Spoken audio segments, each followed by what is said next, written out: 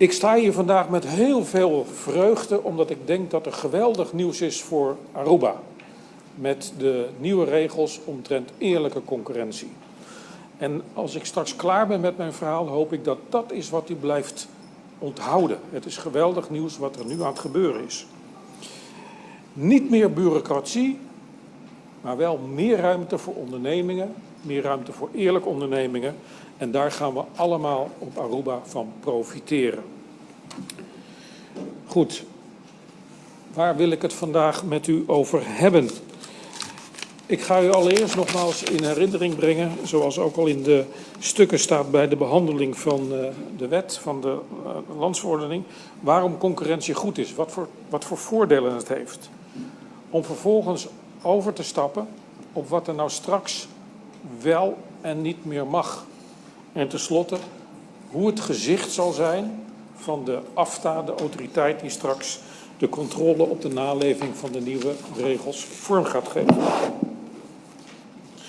Ik ga u ook het uitgebreide verhaal geven om u zo goed mogelijk te informeren. Na afloop uiteraard kunt u mij van alles vragen. Maar eerst het volgende. Wat verstaan we nou onder concurrentie als het om mededingingsautoriteiten gaat? En dat is eigenlijk de rivaliteit tussen ondernemingen om de beste deal voor consumenten. Dus eigenlijk is het een wedstrijd tussen ondernemingen om ervoor te zorgen dat ze de meeste punten scoren bij de consumenten, bij de afnemers.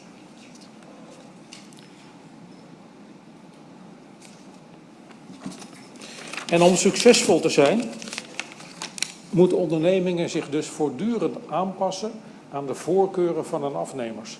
Die afnemers bepalen wat belangrijk is, wat goedkoop is, wat duur is, wat kwaliteit is en wat service is. En uiteindelijk zullen de ondernemingen zich daarna moeten richten. En dat heeft allemaal voordelen. En in de eerste plaats heeft dat voordelen voor consumenten. Consumenten die kiezen over het algemeen op een aantal belangrijke punten.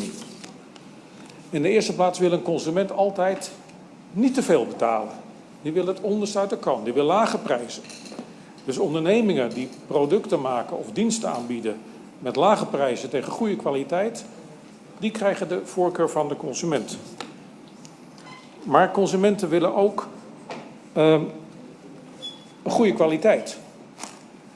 Wanneer je een wasmachine koopt en die is na een half jaar stuk, dan heb je geen goede kwaliteit. Maar als je 10 jaar of 15 jaar meegaat, dan weet je, ik heb wel een goede kwaliteit.